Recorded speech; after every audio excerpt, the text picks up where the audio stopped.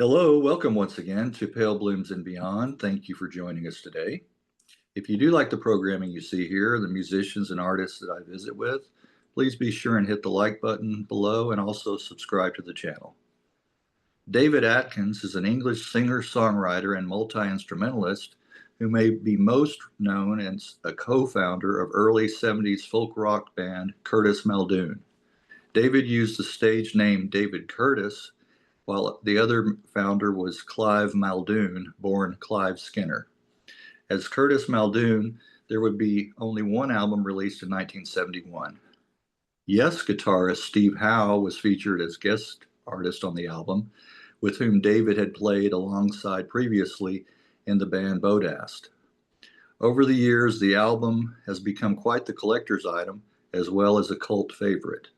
In 1997, Madonna re-recorded Sepheryn, one of the tracks from the first Curtiss-Maldoon album, as Ray of Light from a lyric in Sepheryn. Fast forward almost 20 years later to 2016, and Mr. Atkins would release the album Spitting on a Fish. We'll find out more about the album and the meaning of the title in a bit. Well, welcome, David. Hello, Greg. All right. It's perseverance pays off, right? It certainly does. Yes, it does. Well, take us back to the beginning. Where were you born? I was born above a fish and chip shop in Pinner, Middlesex in 1943. All right. Do you recall your childhood growing up there? No, Not not really. I remember like from about 5 or 6 years old where we moved from there. My father had a bright idea of buying a small farm in Suffolk. That was a disaster. So we ended up on living above my grandfather's fish and chip shop in Clacton-on-Sea, and this was when I must have been like 7 or 8 by the time I got there.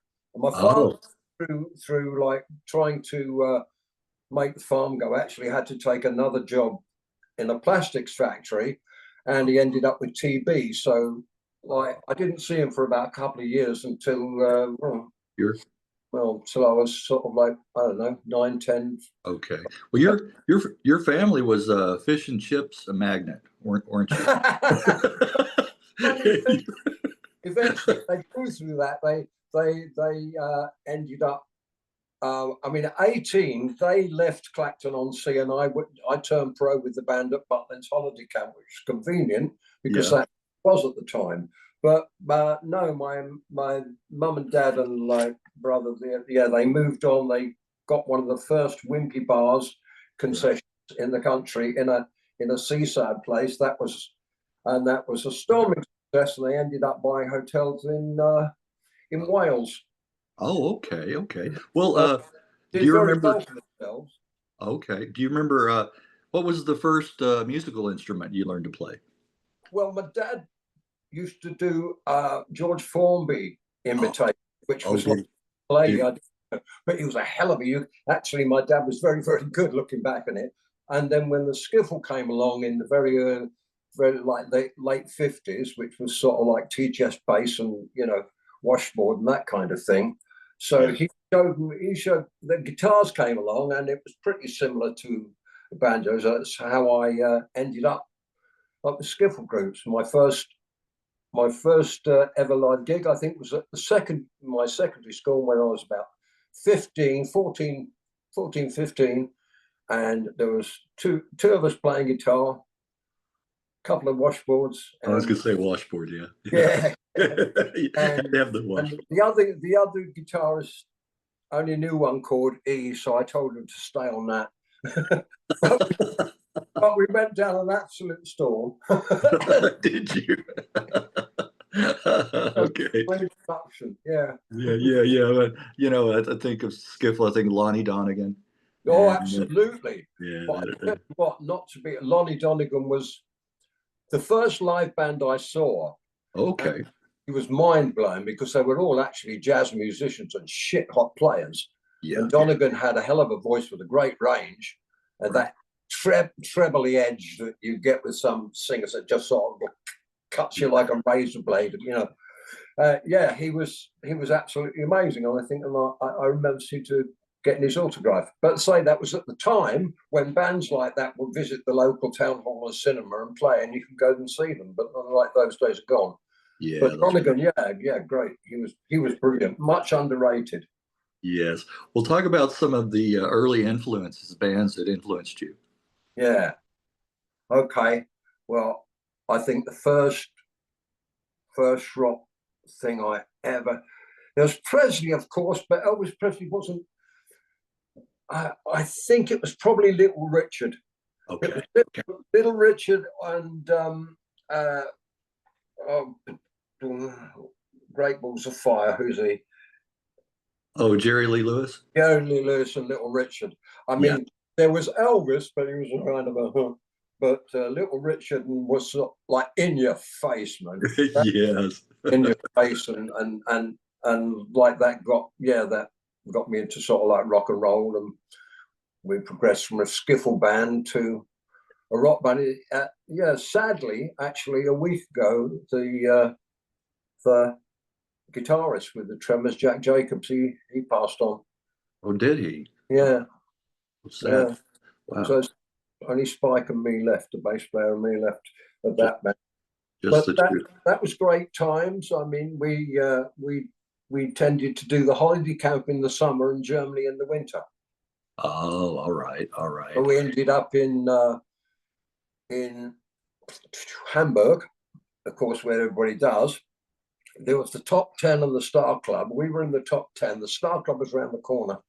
And I think we went around the corner to see Liverpool band, King Size Taylor and the Dominoes. Oh, right, yeah. And we went to see them live, and thought, we saw, shit, we better get our arse together because these guys are good. But what we didn't realize, everybody realized out there, that when you're out there, we were actually playing on stage 6 hours a day. Yeah. Every day. I mean, you get good. You get good. You hone your chops. Normally, more than you'd normally practice.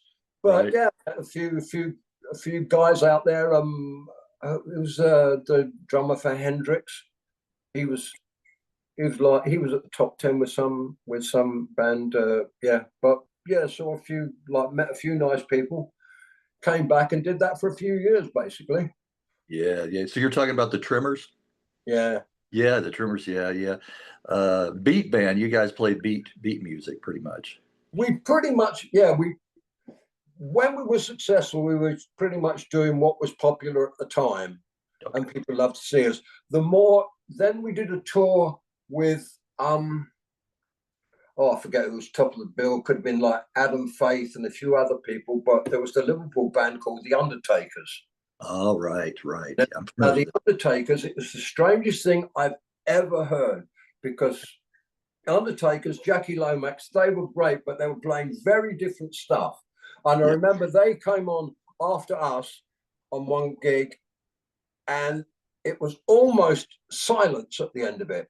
You thought, what? Right. This stuff is great, and people are just not hearing it. And the more we got, but we loved it musically, and the more we got into that, the less popular we became. I'm always picking up various artists compilations. That's how I find out about a lot of bands. This is beat. Okay. Beat on here, and I was just looking to see who's on here. I think the Undertakers, they may be on this one or another one that I have, but I recognize when you said the Undertakers. And Jackie Lomax was a singer. I mean, hell of a singer. Yes, he was. I have the Overlanders. The Searchers, of course. Yeah. Roulettes. Yeah, there's the Roulettes. Joe Brown and the Brothers. Yeah. He was big compared with the other names you got on there. Yeah. Here's the Undertakers. Yes, they are. They're on here. What is the song?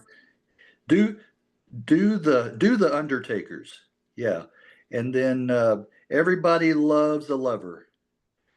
Yeah, those are the two tracks on here from the Undertakers. Oh, okay. Yeah, Yeah, Remo 4, Tommy Quickly. Yeah, there's a bunch. Carter Lewis. Yeah, yeah. Well, played alongside a lot of these people, but I can't remember them now. I remember the yeah. Searchers Oh yeah. because Chris Curtis, the drum, Yes. Yeah. he sort of got more into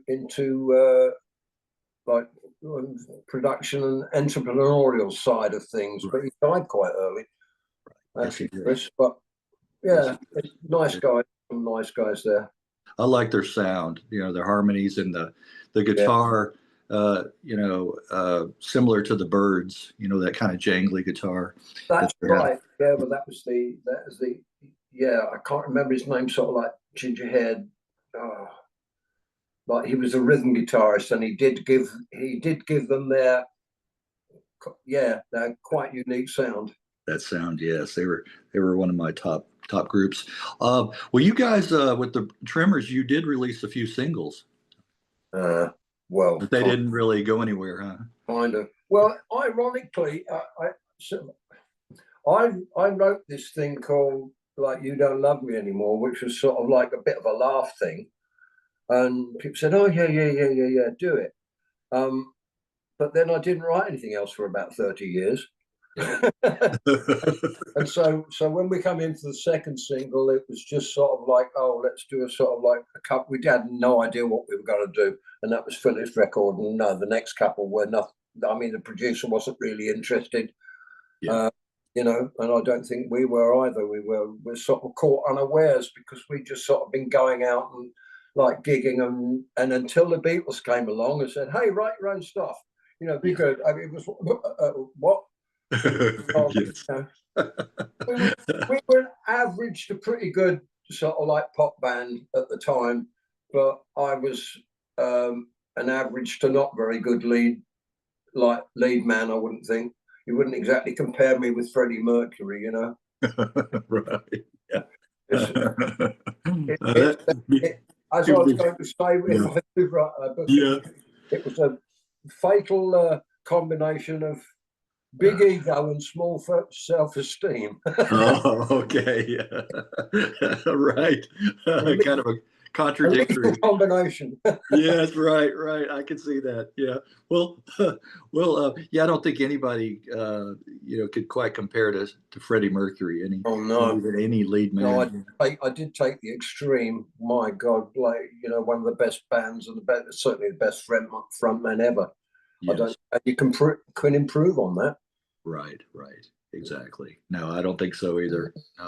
Well, uh, how did you meet Steve? Steve Howe. Um, Clive and I were we were getting together trying to find a guitarist. And I went into a music shop in Denmark Street and asked if they knew anybody that would that as their new lead guitarist. And I think the guy said, "Well, yeah, I do, but it's more a case of whether he play with you than you play with him." Right. So they Yeah. introduced us to Steve, and like we got us kind of a um, yeah, he was kind of interested sort of in what we were doing, but yeah, he joined us, and like there was like, and we got the deal with Purple, etc. That was a bit of a tragedy because like we did the Bodast album Yeah. that was done in a few days and was like the rough of where this was going to go, Okay. but Okay. then, it was at MGM Records, who it was, quit at the end of that week. Oh, did they? So we were left with these tapes that are just honestly first rushes. We didn't really know what we were going to do, what we were going. But I mean, how half of them came out as good as they did, I don't know, because we would just say that. I mean, there's mistakes all over the place and speeding up and slowing down and whatever. And yeah, and then that was a disappointment because it never really not even close to getting finished. I mean, there were songs that Clive was singing that I should have sung, and the other way around. But anyway, but Steve was extremely ambitious, Yeah. far more driven than we were. Yeah. Even though we were all stoned at the time, he was sort of like extremely ambitious. So when the Yes offered him a gig, Yeah. you know, I mean, no contest, because he was far more up their street anyway. Yes. You know what I mean? Because Steve was a technician. He was never a songwriter. Yes. Yes. He sort of like embellished what we'd already written, sort of things, but didn't write himself. So going into with his bits of Vivaldi going into sort of Yes was like right up his street, and it was sort of like the perfect mix, you know, like good for him. Right. And then we did Curtiss-Maldoon. Yeah. Well, how did you guys form the band Curtiss-Maldoon? How did you get together? Who else was in the band? Okay, I was playing bass for Michel Polnareff in Paris at the time, right? Okay. Now Bobby Woodman, or Bobby Clark as it was playing for Vince Taylor, who for 1 year really was virtually like the top. He rivaled Johnny Halliday for a year. He was that good, tremendous, not a great voice, but great personality. If you ever see any Vince Taylor things, he's like absolutely full of it. Anyway, but Vince came to get some money once from England, was introduced to LSD, and he was popping them like pills, and he never ever came down. Okay. So instead of coming back from London with about 2,000 or 3,000 quid for the band, he came back with a roll of purple cloth and some albums. Is that right? Yeah. Then he went on stage. The next time he went on stage, he started blessing the crowd, and he was like the next coming, and that was the end of Vince. Yeah. And it was a shame, because that was the concept where Joe Barbera, who from Hanna-Barbera, his daughter, wanted to sort of like sign up Vince, and saw this and that thing. Oh no. But anyway, so that left. So I was playing with Michel Polnareff. Then I sort of like joined up with Bobby and Vince, who was making a bit of a comeback, but it was never really like the same. So then Bobby came back to I came back to England at one time to meet with Richie Blackmore. Oh, okay. Richie Blackmore and Curtiss-Muldoon, we were on the same. Well, he wasn't with them at the time, but he ended up on the same album, Purple Records. So I sat with Richie Blackmore on a bed in somewhere in London, going over sort of thing, bits and pieces, etc. I was not a great technician as a bass player, but anyway, after I went through several ideas with Richie Blackmore, I had to go back because I had a gig with Michel Polnareff, you know, at the like in Paris, because Polnareff was big. He was very big. Yes. I had to go back for that. Then the next thing I heard, he was. 6 months later, they were doing Hush was '1 in the American charts. Yes. And oh yes, I just a good bass player for them because Anyway, it wasn't me. Yeah. So I remember before that he was Richie was in the Outlaws. I remember that. Yeah. More of an instrumental. Fantastically like weird creature. He's the only person that I've seen down the clap clinic more than me. Okay. Whenever I went in there, he was there. He was there. Yeah, and speaking of Michel Polnareff, he was quite an extravagant character. I mean, he would always have these like big glasses and. Yeah, well, he was nearly blind. It wasn't an annex. It wasn't okay. It wasn't for sure. We had to put a whole row of guitar picks on the top of his amp so he could just put his hand down and find them. He was that, he really he was quite challenged. Yes, visually challenged. Yeah, that's Uh, something. Yeah, I did not know that. See, I love hearing stories like this that I'm unaware of too. I find out so much doing these. Well, talking about Bodast. yeah, Uh, well, talk about how long were you together in Bodast? How long did that last? about, about 2 years. I think our yeah, a year and a half, 2 years.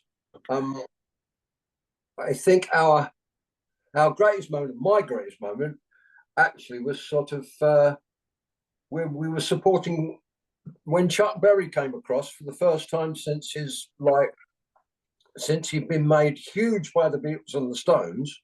Mhm. It was our management company that brought him over. Yeah, yeah. So Bodast got to be, now he played the Albert Hall twice, once top of the bill and once supporting Who. Mhm.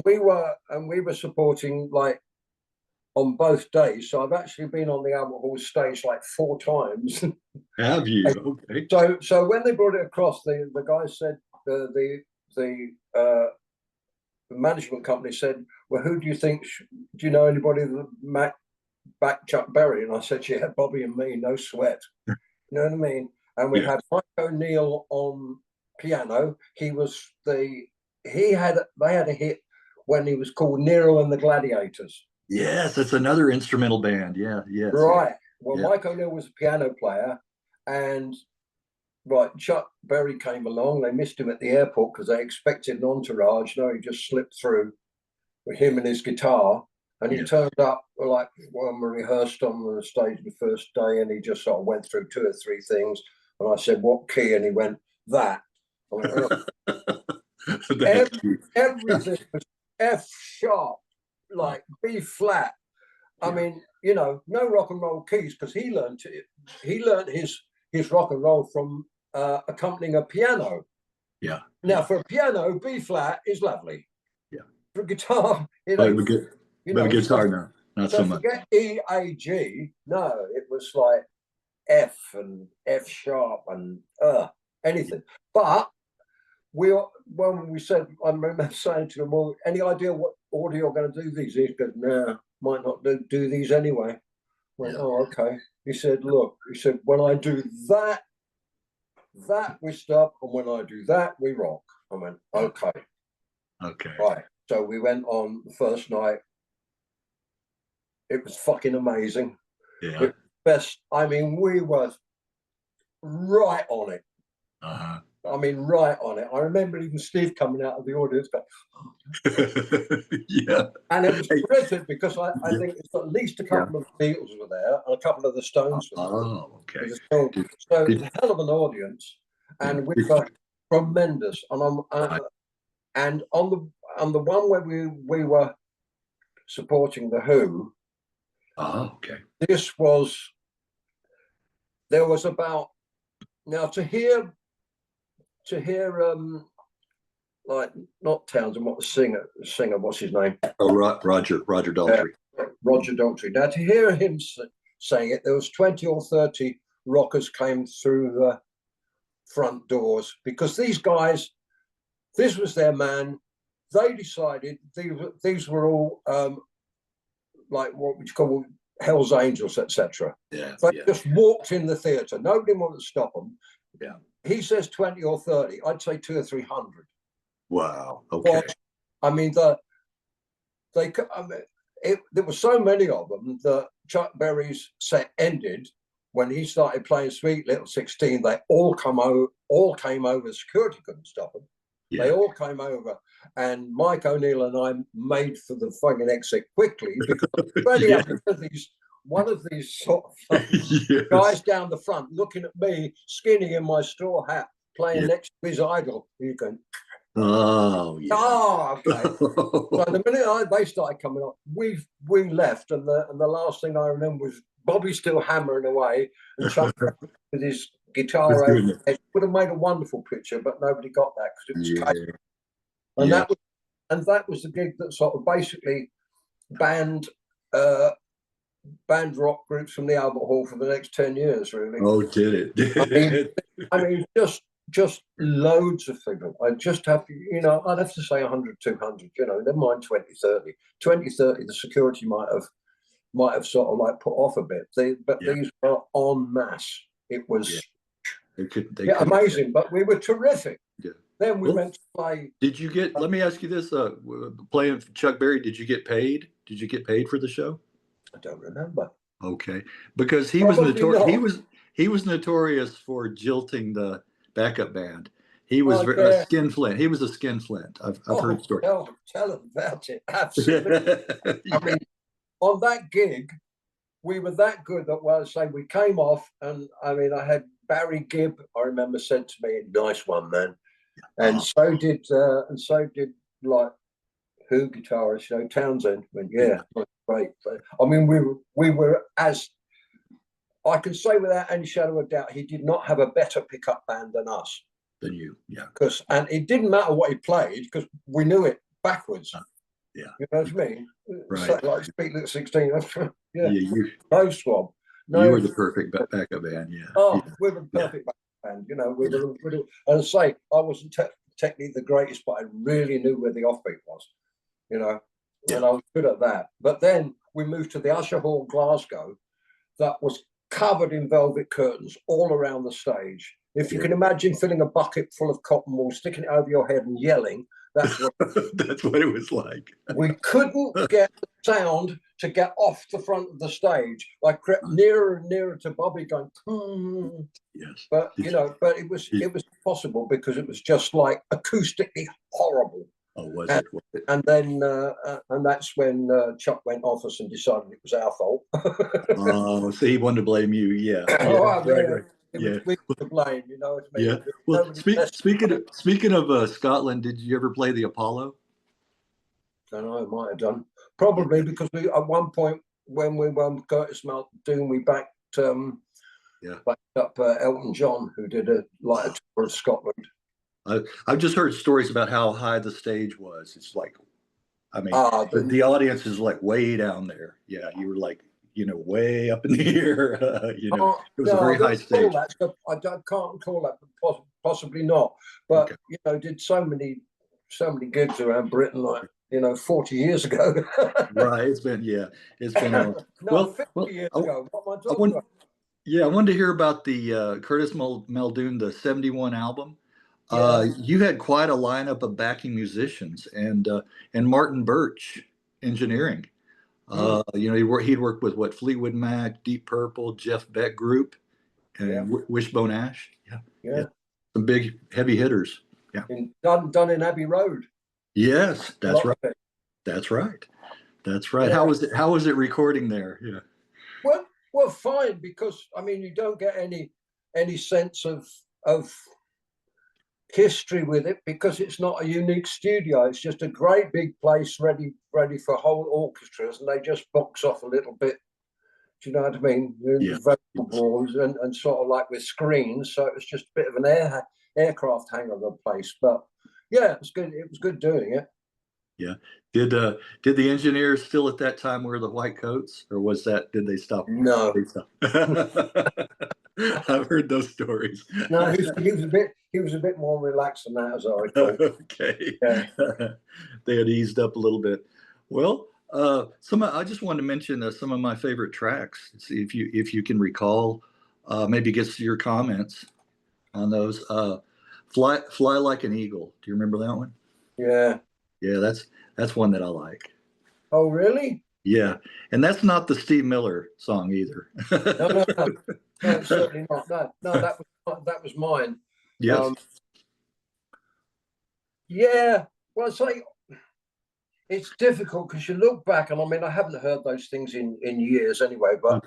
But when you look back and you think, oh, it could have been so much better, you know? Yeah. Because we didn't really know what we were doing, and we got, as you say, people in. I remember. Although we had what is the sax player Howe? The sax player that played on.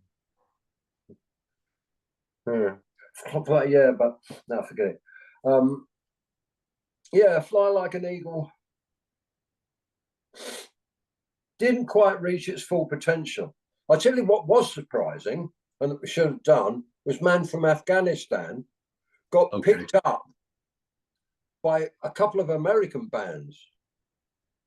And I've actually heard like somebody doing a knock-up version, because obviously they couldn't sort of make out the lyrics, and which is quite like amusing to listen to. But Man from Afghanistan really, yeah, in fact, the management suggested we release it as a single, but I just thought it was a bit of a throwaway thing.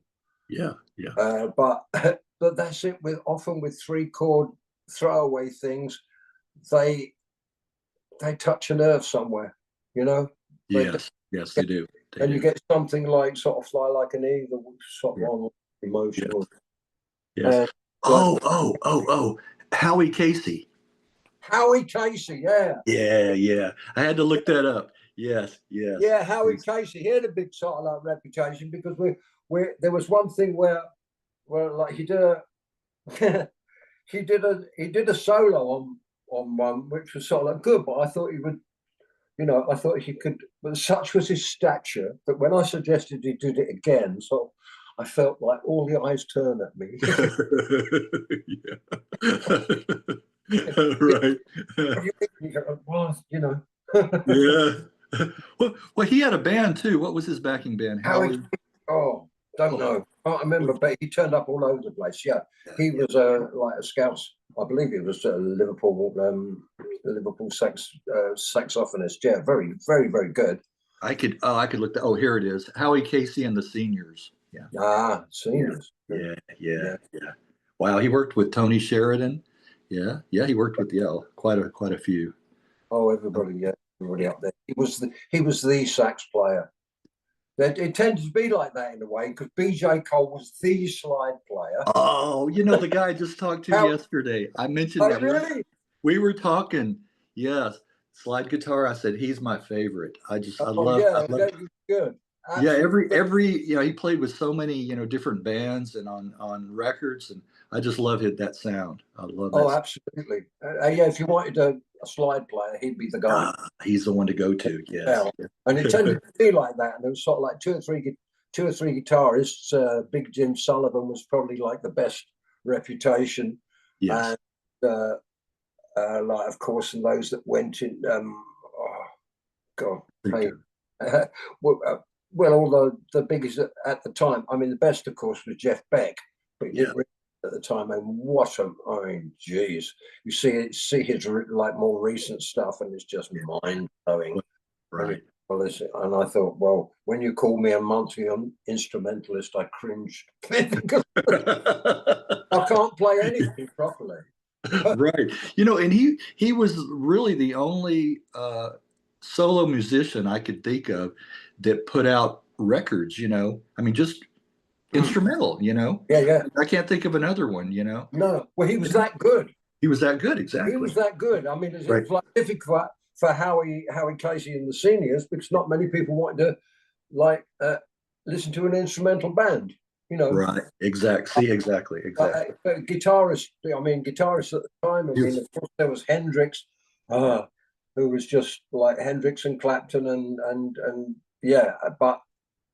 but he was just so innovative and so. That's the word, innovative. Yeah. He was so brilliant that guitarists all across the world went, I don't care if he's not singing. That's right. You didn't hear genius. It's just absolute genius. I mean, but that's what happens when you dedicate not always happens, but when you really dedicate your entire life to something. Yeah. It's all like the idea of like Jimi Hendrix sort of used to cook his breakfast when his guitar was around his neck. Yeah. He probably slept with it too. Yeah. Wouldn't be surprised, but it's sort of but it's amazing how many innovators and geniuses like that have a short lifespan.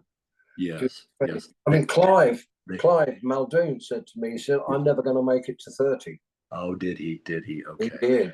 Yeah. Well, I'm going to nearly make it 95, 100. I know I will. I've got to do. You haven't decided yet when you're going to go out. You haven't decided, huh? No. I've got a lot to do because sort of like the Madonna thing. Yeah. The money opened up a whole different thing, a whole aspect of me, which is sort of like buying. We'll go back to the album. There's two or three more songs I wanted to mention. I like Ibiza beach song. Ibiza beach song. Okay, that one rings a bell. Yeah, remember that one? Yeah, that was I think possibly one of the best recorded. It was that on the first album or the second? That was on the first one. Yes. Was it? Yeah. Yeah, that was. Yes, that we went to Ibiza. I mean, it was good management. We went to Ibiza to write the album, and remarkably, we did. It happened. And walking along, and Clive had this. Now that the harlot is gone, and then I wrote. Basically, if we sung it, we wrote it. Yes. You know, so we had these two harder songs fit together. It was beautifully recorded, and I think I would say it was one of the better things that we did. Yes, I concur. That's probably my first or second favorite on that album. Yeah. Then of course there's Sepheryn. What's the origin of the name? We didn't have a title for it. And the first line was Zephyr in the sky at night. Oh, okay. So let's go through Sepheryn. And we never got a title for it, so it became SEPH. Okay. You know, basically the first two words, Zephyr in the sky at night. Yeah. You know, which and that song, and we'll get to it in just a little bit with Madonna. The song has traveled quite well, you know, over the decades. It has. It's done. Yeah. I'd say even when I re-recorded it, it worked. Yeah. I thought, you know, it's like a different, like a jazzier version, but it's very versatile song. Right. And then there's an I'm Waiting. Do you remember that one? That's another I'm waiting for a brand new morning. Yeah, Clive's. That's a nice. Clive. Yeah, that's a nice one. Yeah. And then I also like a previously unreleased track, It's a Feeling, and that's that pedal steel. It's got that pedal steel in it. Yeah. You recall It's a Feeling. So that was Clive's. Yeah. Clive's, and it got God, are all the memories flooding? Are they flooding back? Where'd you get hold of that? I haven't heard that since the day we recorded it. I don't think. I think I might have heard that on YouTube, maybe. Really? That one, yeah. I think I might have, because I don't have a copy. I don't have an actual copy of the album myself, but I think that's where I heard that. Yeah, on there. Somebody had posted that. Yeah. Oh, okay. Yeah. And then the single. I like the single "One Way Ticket." I like that one. Yeah, that's Clive's song. Clive singing it. Yeah. Okay. Well, there was the second album in '72 titled Maldoon. Yeah. You were not pleased with the outcome of that one. I wasn't pleased. They said, right, go in and do an album. Do your second album now. Now, I was a bit cheesed off, like, with the record company anyway, because the thing is, when Purple Records started, they started by releasing half a dozen albums at the same time. Yeah. Buddy Bowen, Ours was, I think, undoubtedly the most commercial at the time, but didn't get any kind of play at all. They didn't try it. In fact, it just wasn't pushed. Okay. And then they sort of came to us and say, okay, do a second album. And I said, well, we haven't really got the material for it. Well, I'm going to go in anyway. Clive was all for going straight into the studio anyway. Yeah. You know? Right. And I said, well, look, we don't have the song like qualities, but I'll help you make it. But I don't really want it to be a Curtiss-Muldoon album because I haven't got a lot to contribute, myself. I didn't have much to contribute like as songs. So I thought, well, how can I sort of like be on the album? You know, if I wasn't got any decent songs to put on it. I'd got songs, but I didn't want the second album to be a shadow of the first, you know. Yeah, right. So I said, well, you go on, Clive, and you know, I'll Just sort of play on it whenever you sort of like want me and sort of back or whatever. So that was kind of my that's what happened there. Seems a bit churlish looking back, but you know, if I didn't have them, if I didn't have material to contribute, yeah, I felt a bit of a fraud. But so yeah, went on with the second album, and then, but they didn't do anything with that either, because of course Deep Purple had got big. Yeah. So all their attention was on Deep Purple. Yeah, yeah. Isn't that unfortunate? Well, you lads go and like do an album. That's what you going to do with it? Like you didn't do anything in the first album, right? No. You know, I hear that story so much talking to you guys. There's the big band, and then the label puts all their resources behind that band. Absolutely. Yeah. We can understand why, but for the smaller fry, not satisfactory. Right. Unfortunate it ended up like that. I wish they could have kind of like balanced it out a little bit. Well, it would have been nice, but to be honest, looking back, if I'd have made it big and been a pop star, then say I'd have been bass player for Deep Purple, which was a possibility at the time, you know. Okay. Yeah.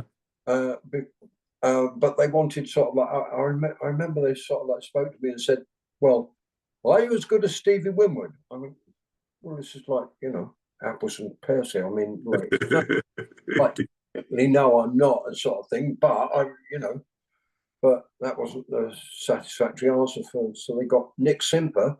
Yeah. Backed after a year anyway. Yeah. Right. He did. Yes. It's those decisions. Yeah. Sometimes, you got to look back on them and just kind of like shake your head. You know. But at the time, that's it at the time. But at the time, I didn't really sort of like care less anyway. But I think had I like gone back and gone into sort of a band like that, I'd be dead now. Okay. All right. I would be dead. You know what I mean? Sex, drugs, rock and roll. Yeah. I absolutely would be. Yeah. And I'm very, very thankful that I didn't have it at that time, because it just would have been ridiculous. Yeah. A lot of those, like you said about, like even Jeff Beck, they burn out so fast, they have a bright light, but then they just kind of, Well, when every woman wants you and you're, and everybody's telling you how fantastic you are, it changes you. Yeah. It really does. It does. It's hard to keep level-headed about that, isn't it? Really tough. I've had a couple of examples of that in my life, and it is tough, and it's kind of where you think, no, wasn't good. It's not not good. Not quite to be. So I'm very, very happy the way things turned out. Well, post Curtiss-Maldoon in '72, you teamed up with ex-Atomic Rooster guitarist John Ducan. For a one-off single as the Bumbles. What's interesting doing these things? I just talked to, do you know who Steve Bolton is? Name familiar, but I can't place him. Or he goes by Boltz, Steve Boltz, Boltz, guitarist. He played with Atomic Rooster on their third or fourth album. Really? He played when they had Chris Farlow doing the vocals. Wow. On that album, he played. I just talked to him yesterday. So, Chris Farlow? Did you?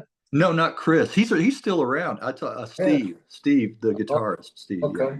I talked to him yesterday. Well, talk about that. The Bumbles. Not much to say, really.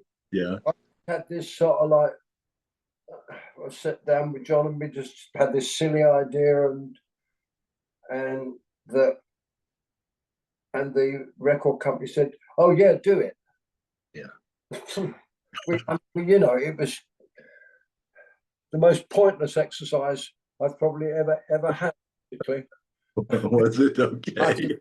utterly horrible. And if I never hear it again, it will be Okay, then I won't ask you to remember that. We had somebody's girlfriend came in to do the backing vocals, you know. Yeah. Who was never in tune. Oh, yeah, all right. So I'm sorry. we were doing nothing else at the time, so we thought, Yeah. okay. Yeah. Well, I'm sorry to torment you, David, bringing that yes, up. please do.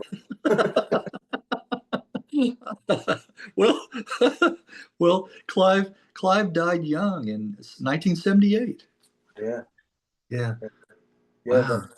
Well, it's sort of, yes, well, we'd sort of say we weren't getting like any support from like from the record company, and after the second album sort of they did nothing with it, you know, wouldn't have done anything.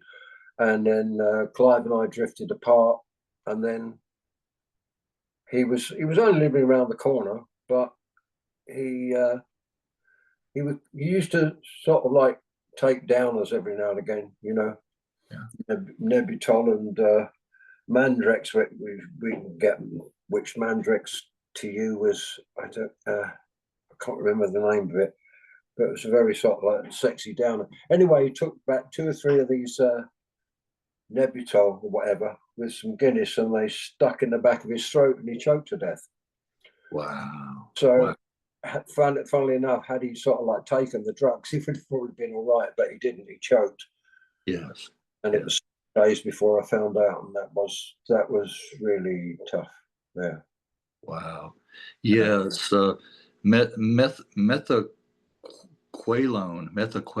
Wow, Quaaludes. Okay. Yeah. Yes. There you go. That's where. Over here. Yeah. Yeah, That's it.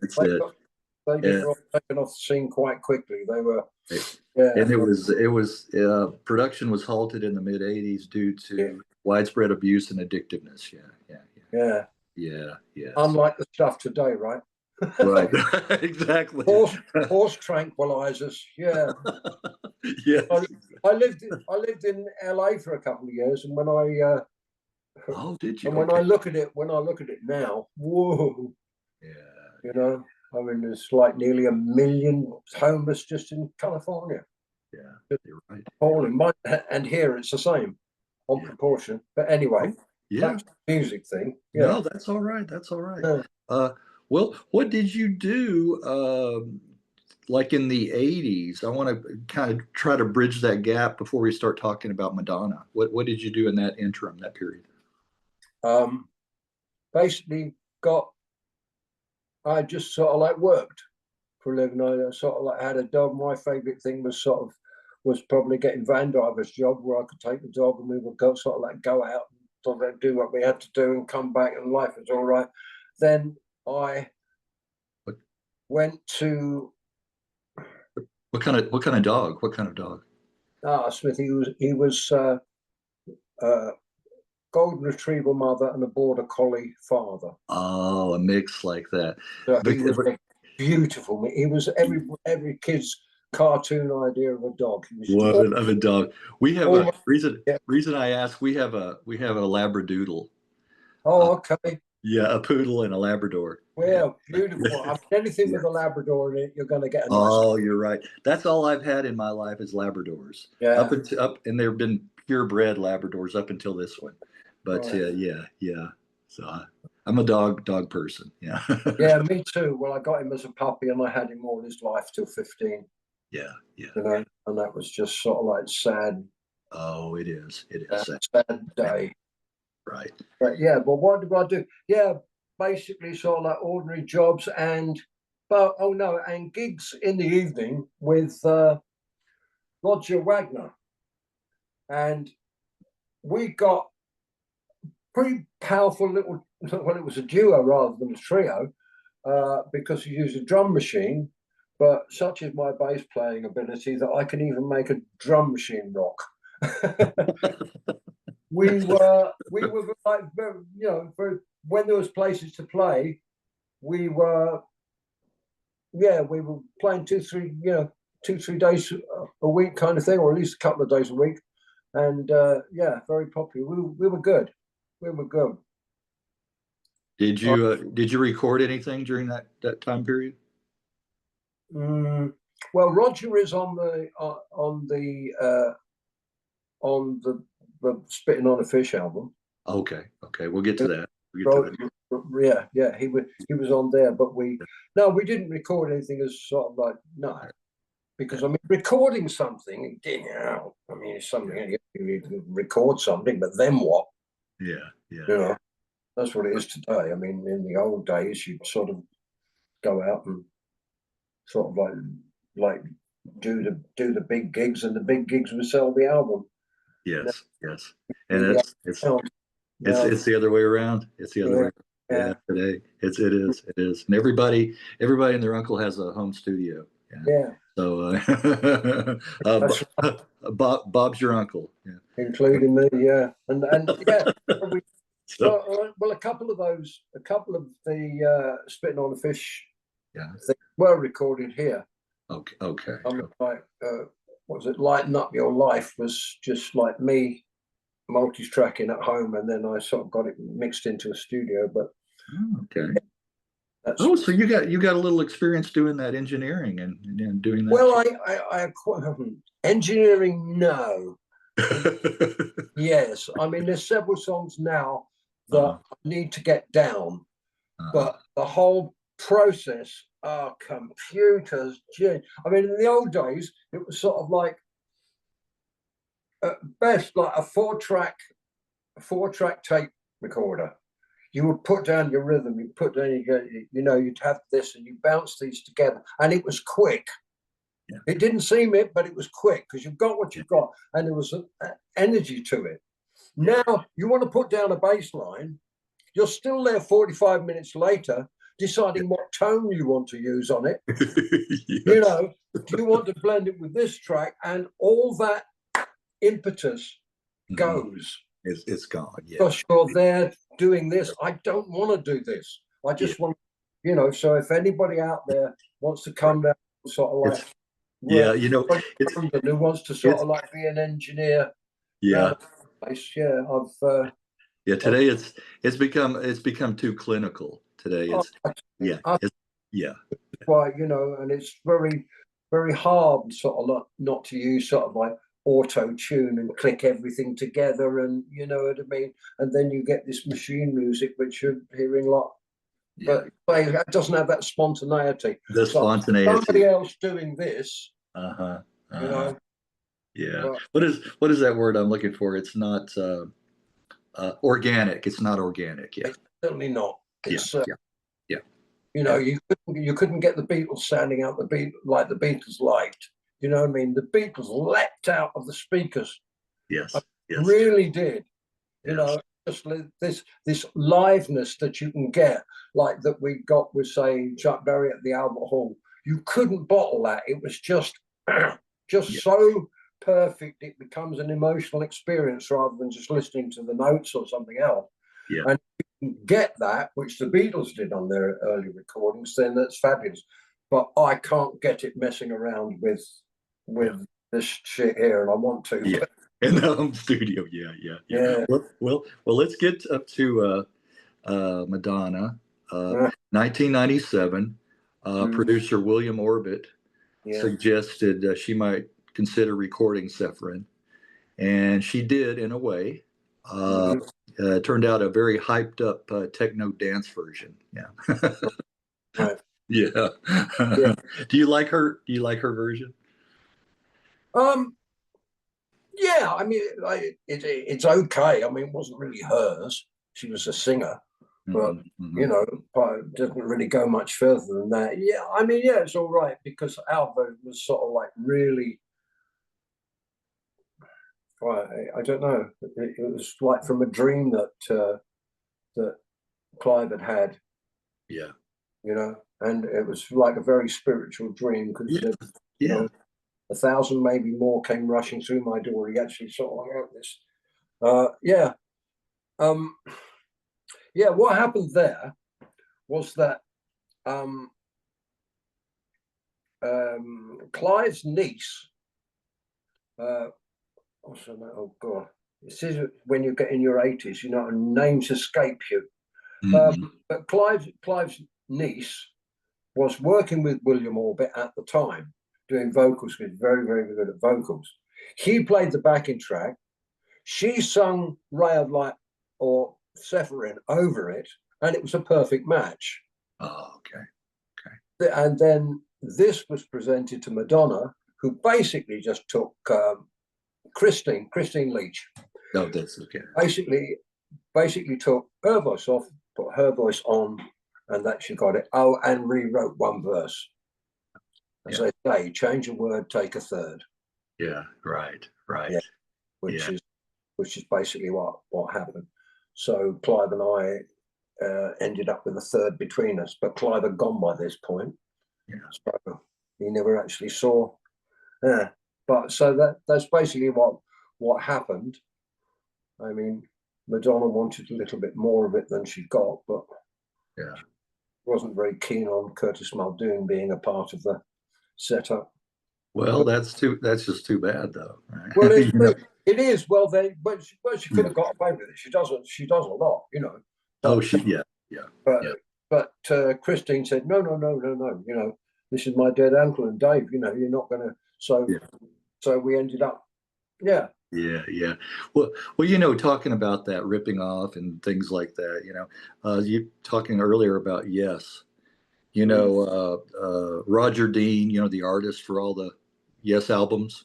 Yeah. You've seen Avatar. Have you seen any of those movies? The Avatar. The first one. Okay, the first one. Well, if you look at the scenery there, I mean, it's very reminiscent of his album covers. Yes, album covers.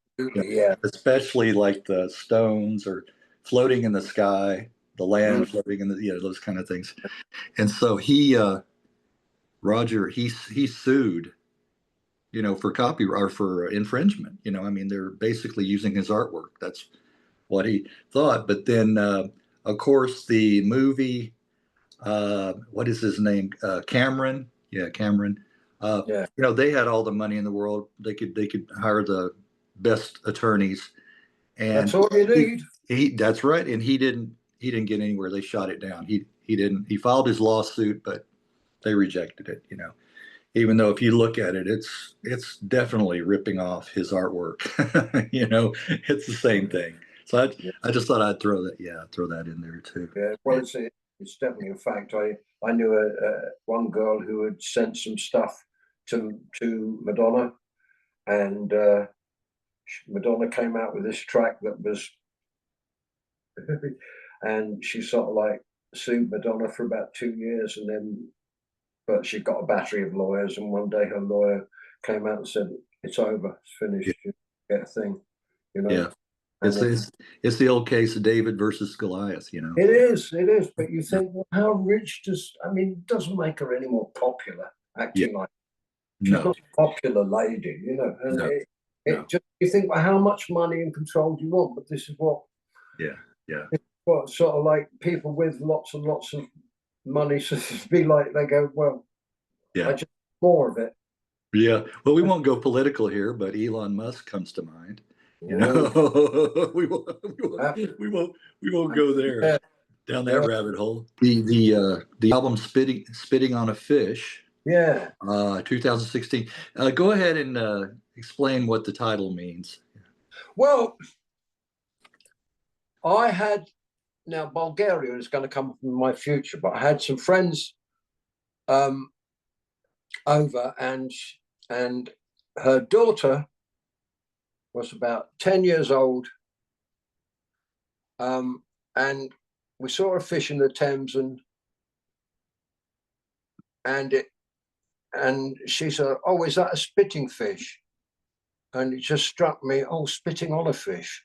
And spitting on a fish is like pointless. Do you know what I mean? So it's the whole, and that sort of comes in with the like first. Oh, okay. You might well be spitting on a fish. Oh, because of the water. Because they'd be in the water. Right. Okay, I get it now. I get it. Okay. All right. Yeah, it is pointless. But you weren't trying to say that the album was pointless, though. No, but in that song. Okay. In that song. You know what I mean? might as well be spitting on a fish. Yes, yes, in the song itself. Okay, okay. Right, right. Well, what kind of reactions and criticism or support did you get from the album? Well, I mean, releasing it. I mean, the proudest thing I've got about album is that somebody has told me every one of those tracks is somebody's favorite. Okay. And I thought, hey, yeah, that's good. So, somebody somewhere. That is good. That is good. Like the first one or the second or the third or whatever. Yes, yes. You know, so you made that connection with the song, with particular people, individuals out there. That's what it's all about. Yeah, making that. Well, it kind of grew organically because what happened was I found a ukulele, old ukulele in a boot sale, which I sort of like took, and I thought, oh, okay, and this is where Spitting on a Fish came from. And then I thought, right, what theme is this album going to be? And in the end, I thought, no, it's not going to have a theme. It's just got to be like my best 10 songs that I've got at the moment. Okay. You know? And another friend came round and went, oh, brass would be good on that. And I thought, yeah, he's right. So I got brass on 2 or 3. So 2 or 3 of them became sort of jazzy numbers, like Sepheryn and yes. I like the newer version. I like the newer version. Yeah, I like yeah. that. I think maybe even better than the original. Maybe. Well, I think so because but then again, and then I just thought, oh hell of it, I'm just going to do every album song that I've sort of liked myself personally, and so I just sort of I did it from there, and it was very sort of like creative time where I'd get out of bed in the morning, open the curtains, and boom. Yeah. Just like that, I got the sun is beginning to shine on me. I thought, okay. See, there you go. Well, how long had you worked on the album before its release? Oh, not that long, really. Okay. Because it was I was down there sort of like most days. Well, I don't know, 3-4 months, but it was never sort of released as such. I stuck it on YouTube, but I mean, how do you release an album today? Yeah, today. Who the hell is going to sort of like release an album of assorted songs by a 72-year-old, you know what I mean, ex-rocker? I mean, it's not going to happen. Yeah. It's not going to happen. They want sort of like pretty 18-year-olds like they always have. Then we can sell you, but we can't sell you on this. So I just sort of stuck it on YouTube, and those who have heard it, seems to go down quite well. Right. There are a couple of songs on there that I'm very proud of. Yeah, I wanted to see or mention that. Well, the Sepheryn is one of mine, but I like "Oh Tonight." I like that one. Yeah. Yeah. Oh Tonight. Yeah, it's just sort of like easy and straightforward, and I mean, that's not one of them, but I was what was I thinking of? Being lazy. Well, if I was going to sort of try and sell a song to anybody now, it would probably be Afraid of Love. Okay. That I could see a woman jazz singer doing, easily. Yeah.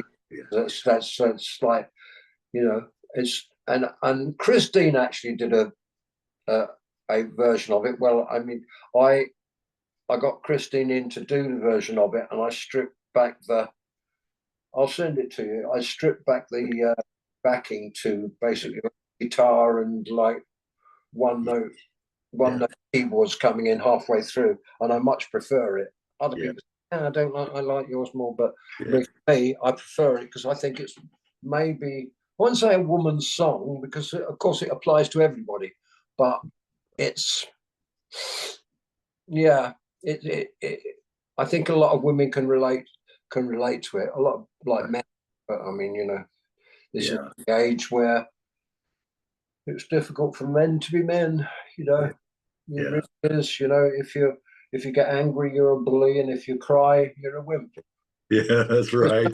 There's nothing in between anymore, is there? The same thing going on there. We are toxic. Toxic, exactly. Yeah, that's us. Well, yeah. Well, I do hear in your vocals, I hear a little Tom Waits. Oh, Tom Waits, yeah. Yeah. Yeah. And are you familiar with Nick Cave? I hear a little Nick Cave on some of the tracks too. Oh, I see. That's interesting. No, I'm not. Okay. Tom Waits, I love. I mean, he's just an original. I love. You got to love originals. I mean, the guy, like amazing. But he changed. I mean, his voice now is that. But that's not the way he started out. No, not the way he started. No. And the same amazingly with who's one of the best trumpeters of all time. Oh, Louis Armstrong. Louis Armstrong, yeah. Louis Armstrong ended up singing like that. But actually, when he started, he sounded like Al Bowley. Oh, okay. Yeah. This is how first recording started. How he started. Then he went that way. And it's a nice sound to use because it's not very taxing musically. Yeah. But you can't really hit any high registers singing. Yes. It's got to be conversational. So if you've got that kind of song. Yes. I think my favorite song of his it's a cover of the John Barry, James Bond theme. We Have All the Time in the World. Remember that? Yeah. I like the instrumental, but then I like Louis, his vocals on that version too. Yeah. That's a great song. Well, one more I wanted to mention. See if this is anybody's favorite that you've heard. And She Danced. Yeah, people like that. They like that. That came together nicely. That was all done at home. Yeah. You know what that reminds me of? That has, to me, a little Jimmy Buffett kind of sound. Oh, yeah. Go back and listen to some Jimmy Buffett in there. Okay. Yeah. It's say like the album goes all over, rather than trying to. When I first thought about like the horns and the brass section, I thought, I'm going to do a jazz album, but like then no, it didn't, and they get over tonight, and then okay, whatever way it's going. But yeah, that's a lot of people's favorite. I say a lot of people for proportionate to how many people have actually heard the album. Because it all hung together as a story. Yeah. And it was sort of like quite easy to play. As I say, I'm not the greatest technician. But I do like bits and pieces, and it was. I did enjoy that.